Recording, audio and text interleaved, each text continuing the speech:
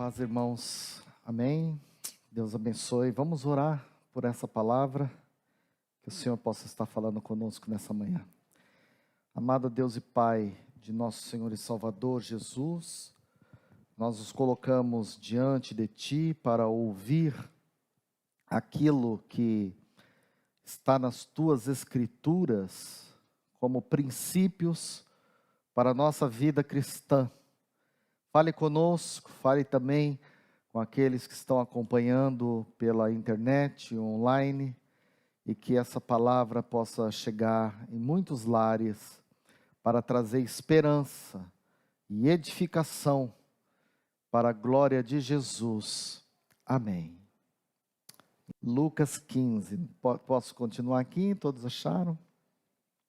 Diz assim o texto: aproximaram-se de Jesus todos os publicanos e pecadores para o ouvir, e murmuravam os fariseus e os escribas, dizendo: este recebe pecadores e come com eles. Então lhes propôs Jesus esta parábola: qual dentre vós é o homem que, possuindo 100 ovelhas e perdendo uma delas, não deixa no deserto as 99 e vai em busca da que se perdeu até encontrá-la? Achando-a, põe sobre os ombros, cheio de júbilo, e indo para casa, reúne os amigos e vizinhos, dizendo-lhes: alegrai-vos comigo, porque já achei a minha ovelha perdida.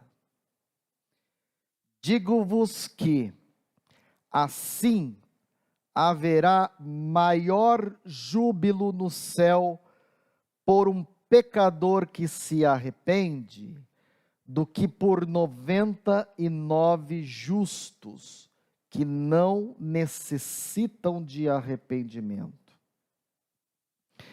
Ou, qual é a mulher que, tendo 10 dracmas, se perder uma, não acende a candeia, varre a casa e a procura diligentemente até encontrá-la?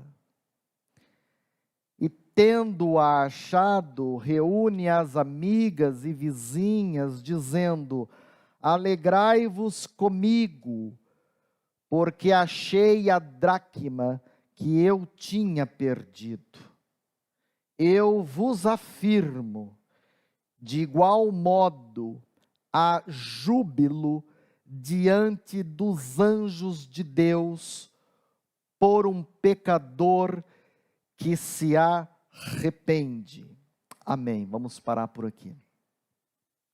Irmãos, no início deste capítulo, o capítulo todo contém 3 parábolas, mas hoje eu vou falar só de 2, e aí no domingo que vem eu vou falar da última parábola, que é a do filho pródigo, porque ela é um pouco mais comprida.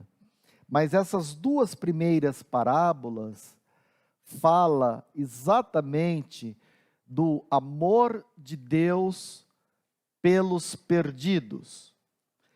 Essas parábolas falam da ovelha que se perdeu e da moeda perdida. A ovelha se perdeu por descuido, enquanto que a moeda perdeu por acidente. Jesus, ele nos conta como que essa ovelha, essa 100ª ovelha, se afastou das demais, né? E também a história que está por trás dessa parábola é o imensurável amor de Deus que vai de encontro a essa ovelha que acabou se perdendo. Então nós vamos aqui agora, no decorrer do texto, ver os principais princípios e lições que Jesus quer nos passar hoje. Amém? Então, em primeiro lugar, o texto diz que Jesus propôs uma parábola. Jesus propõe essa parábola, se você vê os 2 primeiros versículos, após uma murmuração, após um descontentamento daquela classe chamada escribas e fariseus. Eles estão murmurando. E aí, devido à murmuração deles, Jesus vai propor então essa parábola. E a primeira coisa que Jesus enfatiza, ele diz assim: quem dentre vocês é o homem que, possuindo 100 ovelhas e perdendo uma apenas, não deixa para trás no deserto as 99 e vai em busca daquela que se perdeu até encontrá-la? Então, o pastor que cuida das ovelhas aqui é o Jesus, né? E ele poderia estar contente pelo fato dele ter no seu aprisco 99 ovelhas seguras. E ele poderia simplesmente ter desistido desta ovelha peralta, dessa ovelha que acabou se desgarrando, essa ovelha rebelde. Jesus poderia ter feito isso, mas ele não desiste desta ovelha.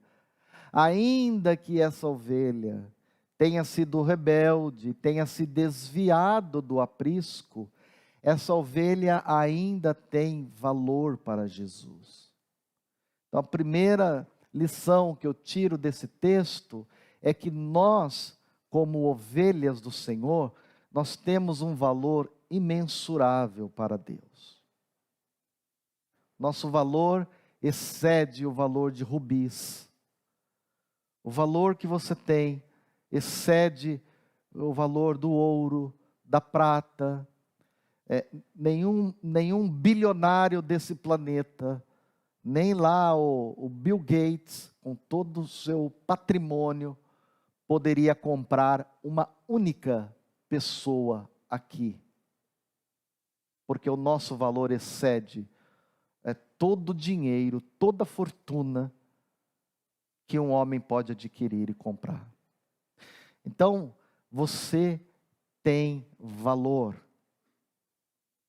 Nós somos ovelhas valorosas.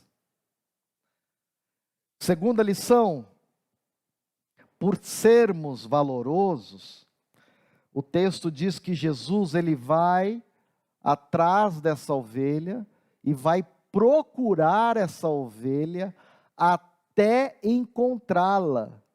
Ele sai em busca da ovelha perdida, porque a missão e o ministério de Jesus é salvar o perdido, é salvar o doente. Ele veio para os pecadores.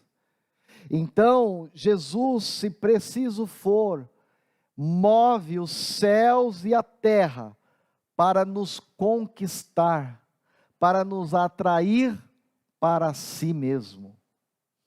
O texto diz: quem dentre vocês é o homem que, possuindo 100 ovelhas e perdendo uma delas, não deixa no deserto as 99 e vai em busca daquela que se perdeu até encontrá-la?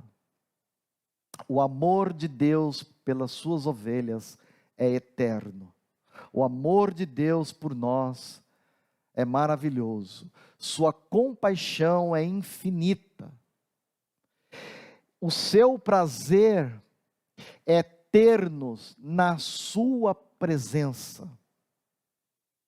Por isso que ele não admite derrota. Deus não conhece derrotas.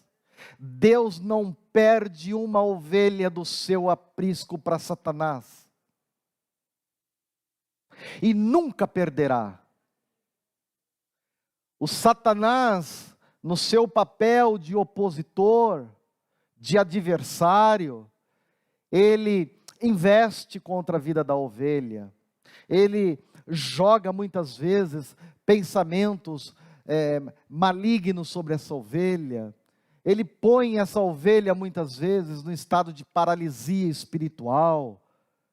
Ele promove culpa sobre essa ovelha. Ele, no seu papel de opositor, flerta com as ovelhas de Deus para levá-las embora. Mas as ovelhas de Deus têm um dono. E o dono é o pastor Jesus. E Jesus não perde para ele. Nunca perderá. Nós estamos num ringue, num campo de batalha, aonde de um lado nós temos a nosso favor o Deus de Israel Todo-Poderoso, o El Elyon, Deus Altíssimo, e do outro lado, nesse mesmo ringue, há um inimigo astuto, ardiloso, cruel, que não possui compaixão, que é destituído de amor. E esse adversário que nós conhecemos muito bem nas Escrituras, fez e continuará fazendo de tudo para desviar a ovelha do aprisco. Mas ele não ganha uma batalha. Jesus não perde nenhuma ovelha para o diabo, irmãos. Das que são de Deus ele não perde. E nunca perderá. Porque ele é vencedor nas batalhas, ele é vitorioso. Satanás não tem esse poder todo de nos tirar do aprisco do Senhor, porque maior é aquele que está em nós do que aquele que está no mundo. Então você tem valor. Ele sai à sua procura. Não é você que sai à procura de Deus, não. É Ele que saiu à nossa procura. É Ele que veio ao nosso encontro. Foi Ele que tomou a iniciativa de nos alcançar. Todos nós aqui já fomos uma ovelhinha rebelde. Já andamos em lugares, em despenhadeiros perigosos. Mas o texto diz que ele vai em busca daquela que se perdeu, e enquanto ele não encontrar, não há descanso. Terceira lição do texto. O pastor Jesus, ao buscar as suas ovelhas, ao encontrar as suas ovelhas, aquelas que estavam perdidas, ele correu riscos. Por exemplo, um risco que Jesus correu em nos achar foi o risco da perseguição. Ele foi perseguido por toda a classe religiosa de Israel. O Senado, o Sinédrio, foi contra Jesus. Os reis foram contra Jesus. O prefeito de Jerusalém, o Pôncio Pilatos, foi contra Jesus. Os religiosos, os escribas foram contra Jesus. Os intérpretes da lei foram contra Jesus. Os fariseus foram opositores ferrenhos de Jesus.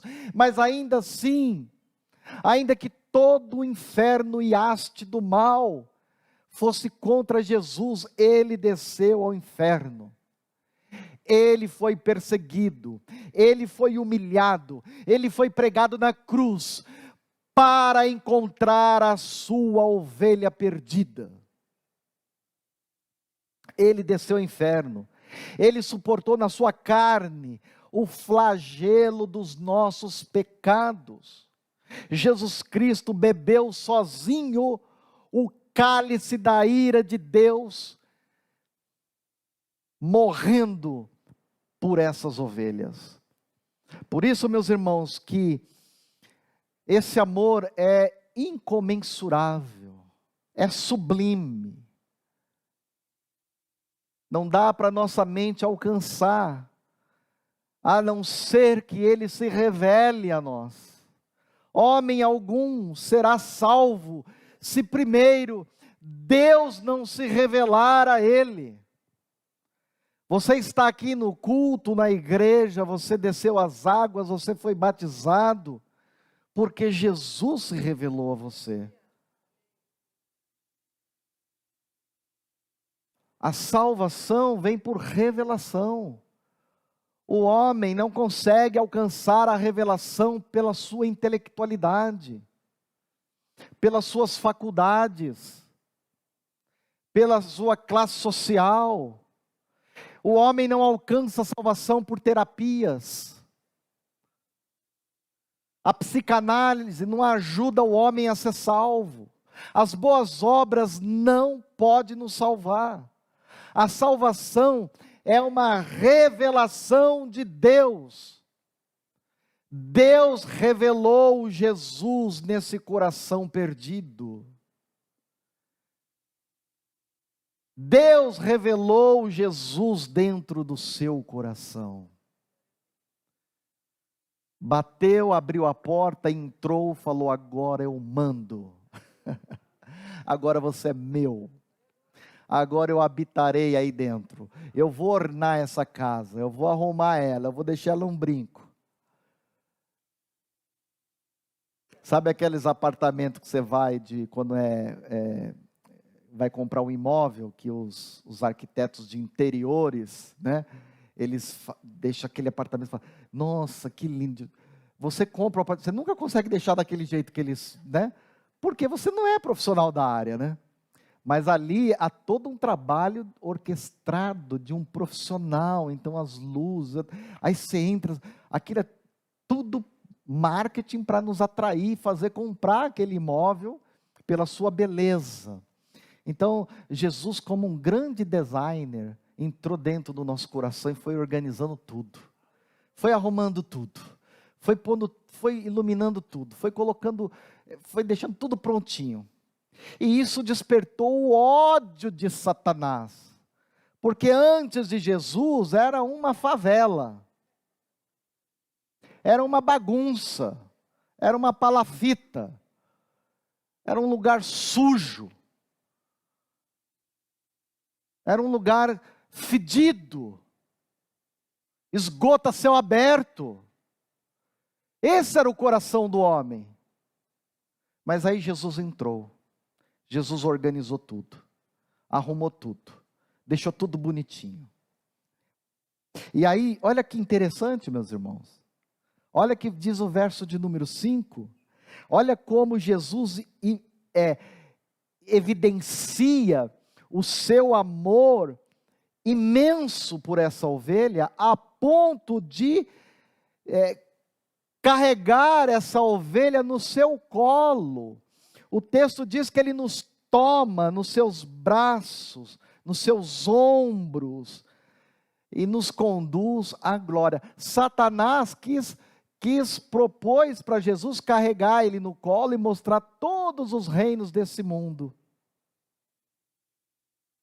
Veja o tentador como é. Mas a salvação é Jesus nos carregando no colo e falando: olha, sai fora dessas riquezas desse mundo, eu vou te levar para um outro patamar, riquezas espirituais, vida eterna, paraíso bendito. Interessante que Jesus, ele não sente nojo dessa ovelha que caiu no abismo. Jesus, ele desce até os despenhadeiros mais perigosos para arrancar das entranhas da morte a ovelha que se perdeu. E achando-a, diz o texto, Jesus põe sobre os seus ombros. E o que, que acontece com Jesus? O que que acontece com Jesus quando ele acha a sua ovelhinha perdida? Ele se enche de júbilo. Ele, quando acha a ovelha, não é ir lá, agora eu vou te castigar, eu vou te dar uma surra, agora o cinto vai comer nos teus lombos, agora você vai ficar em disciplina, agora eu vou dar o chicote em você. Não! Quando ele encontra a ovelha, ele fica em estado de júbilo e de graça. Olha o valor que você tem, olha o valor que nós temos. Que Deus é esse? Que Deus é esse? Que ao nos encontrar, nos pega nos ombros, no colo, para levar ao aprisco, se enche de júbilo. Eu fico imaginando o dia da minha salvação, o quanto Jesus ficou jubiloso, porque ele sabia que eu era um escravo de Satanás. Ele sabe tudo, ele é onisciente. E ele sabia até o dia que eu iria me converter. Eu não sabia, mas ele sabia o dia que você ia se converter. Como sabe o dia que você vai morrer, e soube o dia que você nasceu.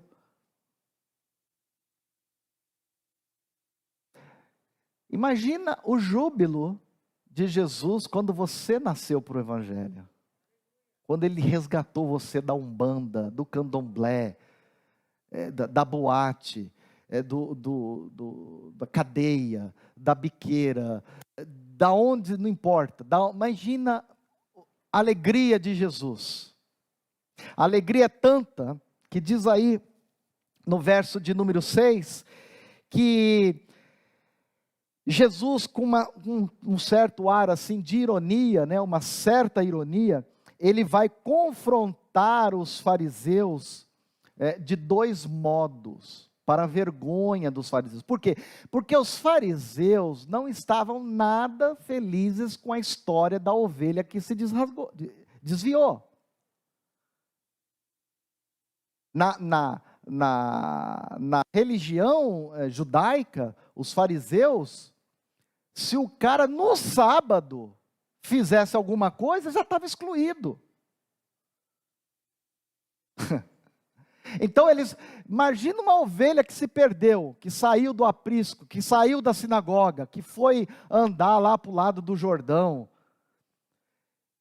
Então os fariseus, eles ficaram assim, em estado de murmuração, decepcionados.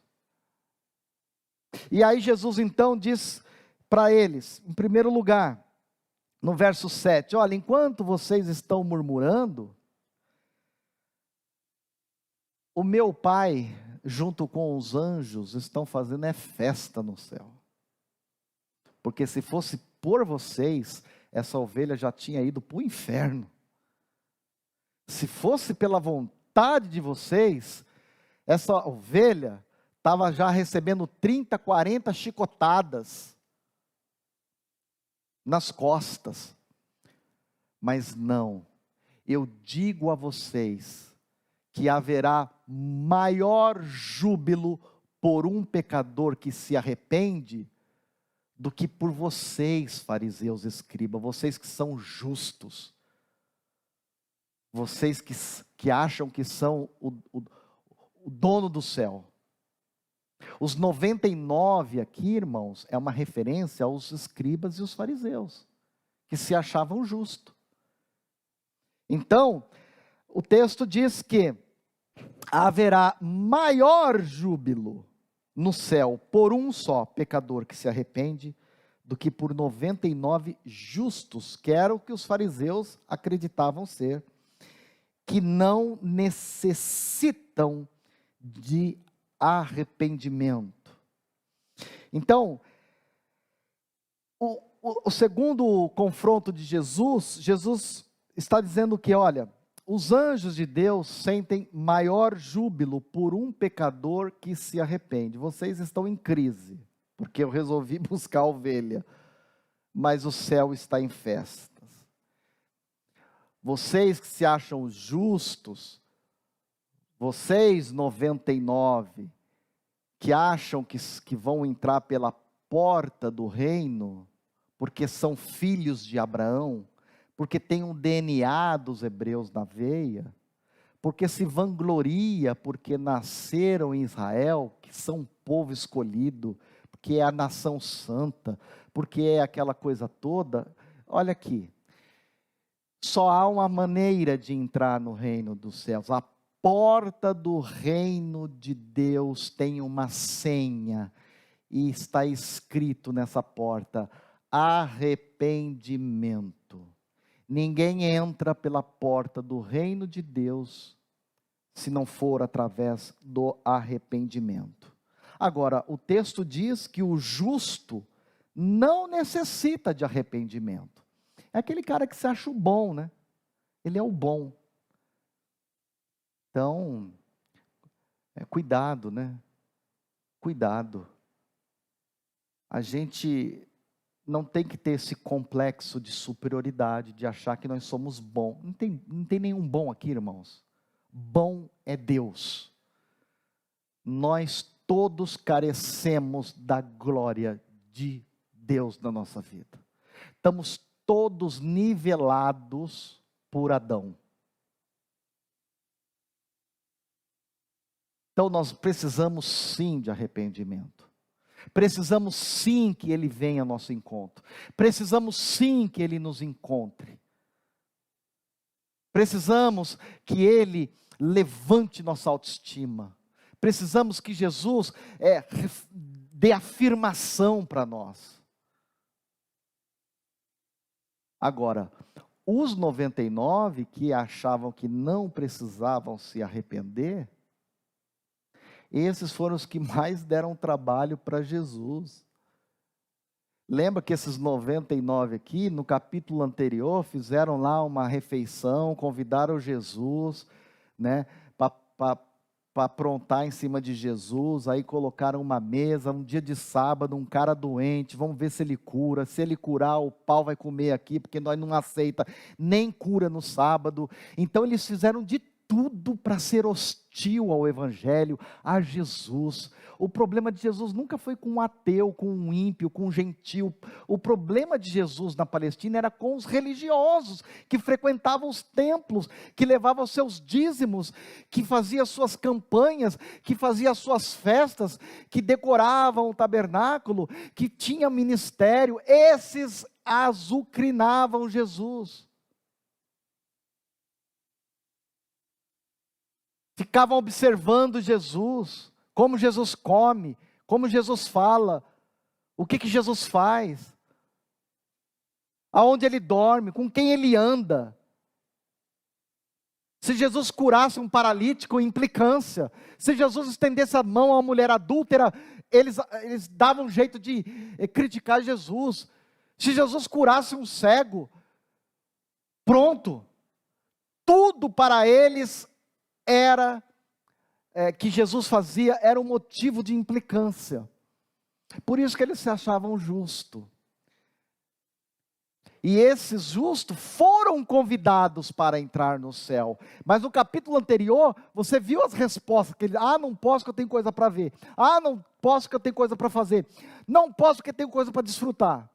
Aí Jesus falou, então agora você sai nos becos e vielas e chama todas aquelas pessoas que estavam sendo marginalizadas na religião deles, que eles não deixavam entrar no templo, os mendigos, os pobres, os coxos, os cegos, os adúlteros, pode chamar, a casa do meu pai vai ficar cheia.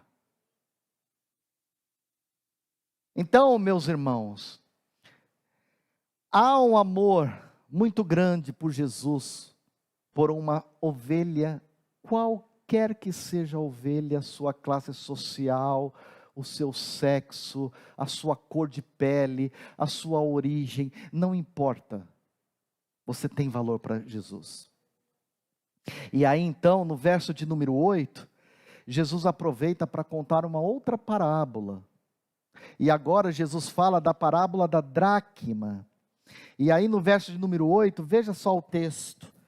A mulher que perdeu a 10ª dracma, a palavra dracma é moeda, era a moeda da época. Ela não se conforma em ter perdido essa moeda, ela não desiste, ela não se contenta com o fato de não ter essa moeda junto com as outras 9. E aí então, o texto diz, qual é a mulher que tendo 10 dracmas, se perder uma, não acende a candeia, não varre a casa, e não procura diligentemente até encontrá-la? Qual é o princípio que está aqui atrás? Essa dracma era valorosa. Então, ela é o símbolo do ser humano que se perdeu. Você tem grande valor para Deus, irmãos. E Ele não vai desistir de amar você. Ele mesmo toma as medidas para te achar, aonde você estiver. Não tem de onde você se esconder de Deus. E aí então no texto, diz que essa mulher, a proprietária da dracma, ela vai tomar todas as medidas para encontrar essa dracma perdida. Essa mulher não fica lamentando, eu perdi a dracma. Não, ela toma medidas práticas para encontrar essa moeda que se perdeu. E aqui no texto fala de 3 medidas que essa mulher tomou. A primeira medida, ela acendeu a candeia. As casas na Palestina, nos tempos de Jesus, não eram como as casas de hoje. Elas não possuíam muitas portas e nem janelas. Era escuro, não havia energia elétrica. A candeia era o abajur da casa. Então, ela não podia encontrar algo perdido sem primeiro iluminar a casa.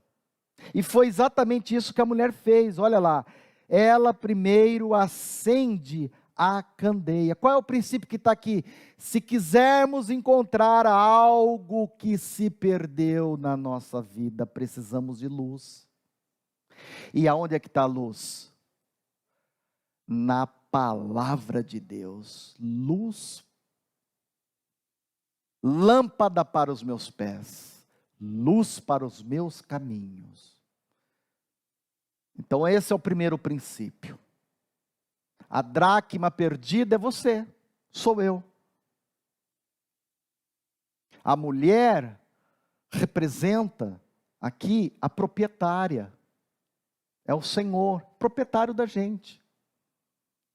Então, segunda medida que ela toma, olha lá, o que ela faz?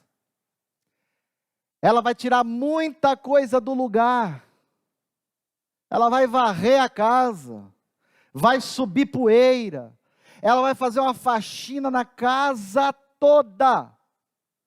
Essa mulher é persistente, ela não descansa enquanto ela não achar o que se perdeu. Essa mulher é corajosa, ela está disposto a mexer em muita coisa que está já sedimentada na nossa vida. Precisamos ter ainda coragem para levantar a poeira, o tapete, para remover os entulhos que muitas vezes estão escondidos nos cantos escuros da nossa alma, que tem levado muitos a se desviar do aprisco. É preciso limpeza, se limpar da pornografia, se limpar da cobiça, se limpar da inveja, se limpar das angústias, das mágoas, das perseguições. que muitas vezes assola o coração dessa ovelha perdida. Dos traumas, das revoltas, das críticas. Está tudo escondido. Tem que varrer, tem que mandar para fora, tem que colocar uma caçamba na porta da nossa casa e jogar tudo lá dentro e falar, agora leva embora. Despeja em outro lugar. Para achar a ovelha perdida, é preciso luz, é preciso limpeza. Em terceiro lugar, a terceira medida, veja que essa mulher, duas coisas que essa mulher fez. Primeiro, ela foi procurar, e a procura dela foi meticulosa. Acendeu lá a candeia. Segundo, a procura dela foi perseverante, porque ela vai varrer a casa toda até encontrar a moeda. E agora, diz o texto que ela procura com diligência.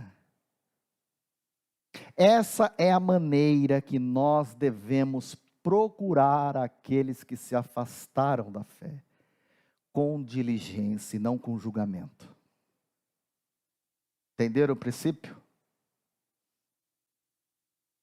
Agora, um fato é digno de nota aqui nesse texto. Que a dracma se perdeu dentro da casa. O que simboliza isso? Que também há pessoas perdidas dentro da igreja. Estão no culto, mas o culto não está neles. Estão no templo, mas o templo não está neles. Há pessoas perdidas dentro da igreja, infelizmente. Por isso que uma parcela não suportaram esse quase um ano de pandemia. Não suportaram. Deram um passo atrás, deixaram de congregar. O culto online também não funciona, não chega. A pessoa simplesmente abandonou. Imagina você quando o anticristo se levantar com toda aquela perseguição que será exponencialmente maior do que a Covid. A ponto de, em Apocalipse, fazer uma menção a essa perseguição, dizendo que naquele dia e hora os homens vão buscar a morte, vão buscar morrer e não vão conseguir. Tamanha a perseguição, eles vão desejar. Vai ser suicídio coletivo, os homens vão querer morrer, mas não vão conseguir. Então, irmãos, essas três atitudes que essa mulher toma, são dignos de nós observarmos a maneira como nós devemos encontrar a ovelha perdida, levá-las para a luz, levá-las ao arrependimento através da limpeza e sermos diligentes para não condenarmos. E aí então, qual foi o resultado quando essa mulher achou? Olha lá. Essa mulher buscou, verso número 9, ela encontrou essa dracma perdida, ela usou toda a sua diligência, ela faz uma descoberta individual. Porém, a celebração dela é coletiva. O texto diz que ela chama as suas amigas, reúne suas vizinhas, e ela diz, olha, vamos nos alegrar comigo, porque eu achei aquela dracma, aquela ovelhinha que estava perdida. Aleluia. Agora é hora de comemorar o fruto do nosso trabalho. Por isso que o cristianismo não é uma religião para você viver sozinho, é para nós vivermos coletivamente. Nós somos achados, e agora nós nos reunimos com os vizinhos, com os amigos. A celebração não é como o desigrejado pensa, sozinho na casa dele. Sozinho na casa dele ele não evangeliza. Sozinho na casa dele, ele não faz missões. Sozinho na casa dele, ele não tem quem o discipline. Sozinho na casa dele, ele não faz nada. Mas no coletivo, a gente cuida um do outro. É no coletivo que ministramos um ao outro. É no coletivo que nós adoramos a Deus juntos. É no coletivo que nós enviamos missionário para o campo. Ontem, Luiz, nós estávamos aqui no evento da convenção. E aí um pastor chegou aqui para mim e ele disse assim: ô Dimas, que bom que vocês cresceram, né? Que bom. Nossa, ele ficou encantado aqui, né? Ele falou: eu tenho um amor tão grande por essa igreja, porque nós somos filhos de vocês na fé. A Igreja Batista do Guarapiranga, né? Que foi a igreja filha nossa. E hoje o pastor Abelardo está lá, com uma igreja grande, compraram um terreno maior do que o nosso, logo, logo vão construir. E eles estão, assim, e ele ficou muito feliz. Então, é no coletivo, no individual ninguém faz isso. No individual ninguém planta a igreja. Aí chegou um outro pastor, já estava saindo lá embaixo no café. Ele é irmão do pastor Moisés, que é o presidente da nossa convenção. E ele falou assim: você está lembrado de mim? Eu falei: desculpa, ainda mais de máscara, eu não estava. Eu fui seu aluno no seminário, quando você deu aula lá na Faculdade Batista do ABC. E eu queria dizer uma coisa para você. Aquela aula que você deu para a gente lá no seminário, tudo aquilo que você falou, eu anotei, coloquei em prática. E a nossa igreja cresceu. Nesse ano, com um ano de vida, a igreja, nós chegamos a 100 pessoas. Ele falou: você não tem mais alguma coisa para passar para a gente aí? Eu falei: tenho. Reúne sua liderança que eu vou lá conversar com vocês. Vou passar nada por zap, por e-mail, não. Quero conversar com vocês. Então, essa é a natureza, é o fruto do trabalho dessa mulher. Ela encontra o que estava perdido e ela vai celebrar. Há muitas coincidências com o fato de quando Jesus encontra a ovelha, também há celebração no céu. Também há festa. Os anjos se alegram. Os únicos que não se alegram quando a ovelha é encontrada é os fariseus, os escribas, Satanás, todas as suas hostes do mal. Eles dão uma enxaqueca, dá dor de dente, dor de ouvido. Eles ficam até com hemorroida. Quando vê uma ovelha retornando ao aprisco do Senhor, eles ficam raivosos. Eles não queriam, e Satanás não é isso que Satanás quer. Mas e daí? E daí? Nós somos ovelha do aprisco do Senhor. Você pensa que você vai escapar de Jesus? Você acha que você tem esse poder de escapar dele? Você acredita que um dia Satanás vai jogar umas lorotinhas em você e você vai se perder? Tá para nascer capeta nesse mundo que vai nos afastar do amor de Deus. Porque Romanos, Paulo disse que nem a altura, nem a largura, nem a profundidade, nem as riquezas, nada nesse mundo pode nos afastar do amor de Deus em Cristo Jesus. Tome posse dessa palavra, creia nisso. Eu não me afasto de Jesus, não é porque eu sou bom, não, é porque Ele é dono desta dracma perdida que aqui vos fala. É porque Ele nos comprou com o seu sangue. Não é porque você é bom, não é porque você, eu sou um cara cheio de fé, cheio de fé. Não é nada, cara. Eu não sou nada. Eu dependo dele para tudo. Para prosseguir, eu dependo dele. Para crescer espiritualmente, eu dependo dele. Para dar frutos, eu dependo dele. Tudo vem dele. É Ele que acende a casa, é Ele que varre a casa, é Ele que nos procura diligentemente. verso de número 10, para finalizar. Eu vos afirmo, olha lá, olha como o céu está conectado com a terra. As coisas que acontecem aqui, refletem lá no céu.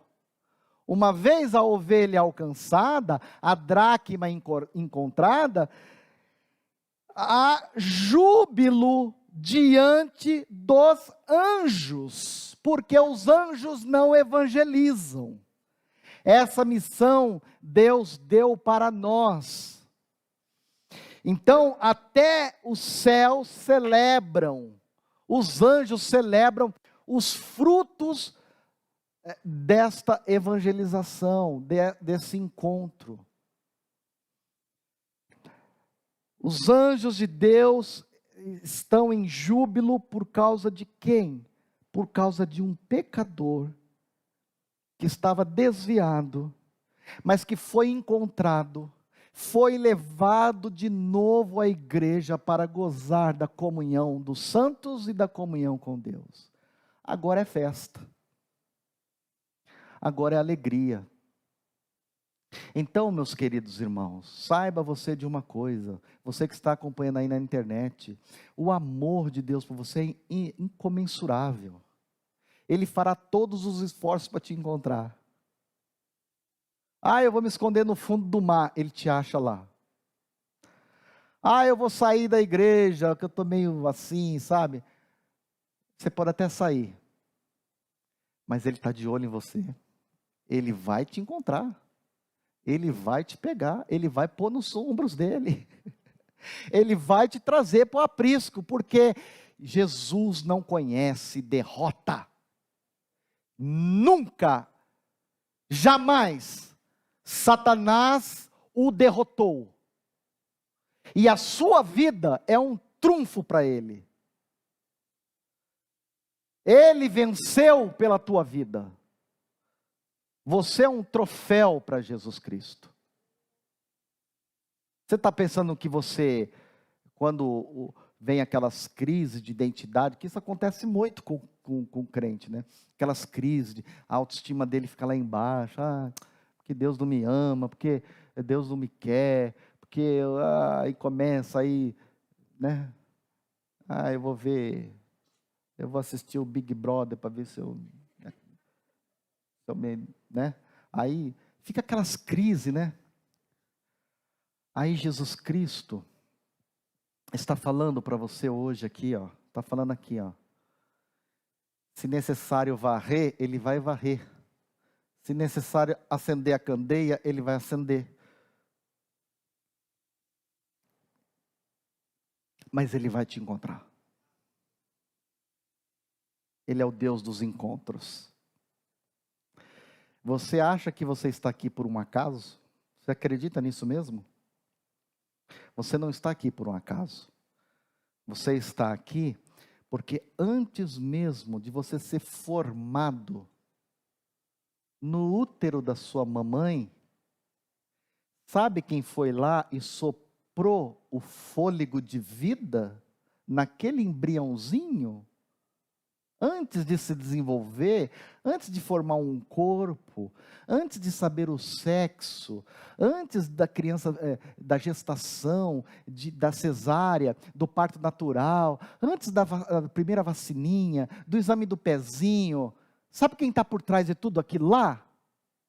O designer inteligente, o decorador de ambientes. Foi lá, decorou. Na hora de fazer a minha decoração, falou, bem, deixa eu ver como eu vou deixar ele bonito. Vou colocar olhos verdes nele. Botou olho verde. Você não está vendo olho verde? Você não entende nada de olho, então fica na sua. Falou, deixa eu escolher aquele tipo de cabelo, aquela voz, né? A voz que deu aqui para os músicos. O tamanho da altura. Ele determinou quem seriam os seus pais. Ele determinou onde você nasceria. Ele determinou a família que ia cuidar de você. Ele determinou a igreja que você ia morar. Toda a bondade de Deus se manifesta, irmãos, através da graça do Senhor Jesus. Então, você é muito precioso para ele perder você para Satanás. Você pode até ter passado assim pelo valinho da sombra da morte, né? Aquela coisa que todo crente passa, né? A gente passa por pântanos, né? A gente passa por lugares difíceis, mas ele está lá, com o abajuzinho na mão, com a vassoura. Eu vou te encontrar, camarada. Seu fio da peste, você acha que eu não vou te achar, não? Eu vou te achar. Mas eu estou infeliz, eu vou mudar, eu vou para o interior, eu vou para o exterior, Você pode ir para onde você quiser. O amor de Deus, o incomensurável amor de Deus é grande. Dito isto, eu quero fazer uma oração nesse instante. Eu quero orar por você. Quero orar pelos nossos irmãos que estão acompanhando no online. Se você conhece, você que está aí na internet, se você conhece uma pessoa desviada, pega o link desse culto e manda para a pessoa. Assiste aí o que Deus está falando aí. Pega e faz um compartilhamento. Vocês aqui também, né? Pode compartilhar com alguém que desviou, que começa a ficar cheio de culpa diante de Deus, né? Manda lá, faz esse favor para essa pessoa, para ele ver o quanto Deus ama ele.